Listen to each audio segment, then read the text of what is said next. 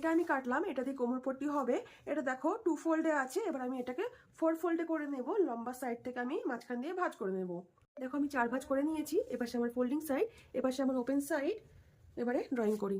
যেহেতু আমি standard size করবো, তার জন্য আমি এপাশ থেকে 5.5 ইঞ্চি নেব, আর এপাশ থেকেও 5.5 ইঞ্চি নেব। তো এখান থেকে আমি 5.5 ইঞ্চিতে দাগ দিয়েছি, এবারে এপাশে আমি 5.5 ইঞ্চিতে দাগ দেবো। এবার এই দুটো দাগ আমি মিলিয়ে দেবো, এখান থেকে স্কেল দিয়ে মিলিয়ে দেবো।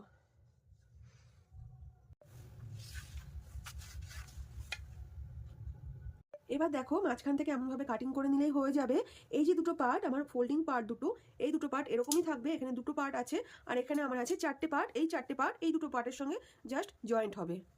এগুলোকে আমি খুলে দেখাই। এই যে পার্টটা, এই পার্টটা এরকমই থাকবে, এটা কিছু করতে হবে না। আর এই পার্টটা দেখো, এই পার্টটাকে এরকম ভাবে এর সঙ্গে জয়েন্ট করতে হবে। জয়েন্ট হয়ে গেলে নিচের যে টুকরো কাপড়গুলো বেরিয়ে থাকবে, যে এক্সট্রা কাপড়গুলো বেরিয়ে থাকবে, সেটাকে কাট করে এখান দিয়ে মুড়িয়ে সেলাই করে দিতে হবে।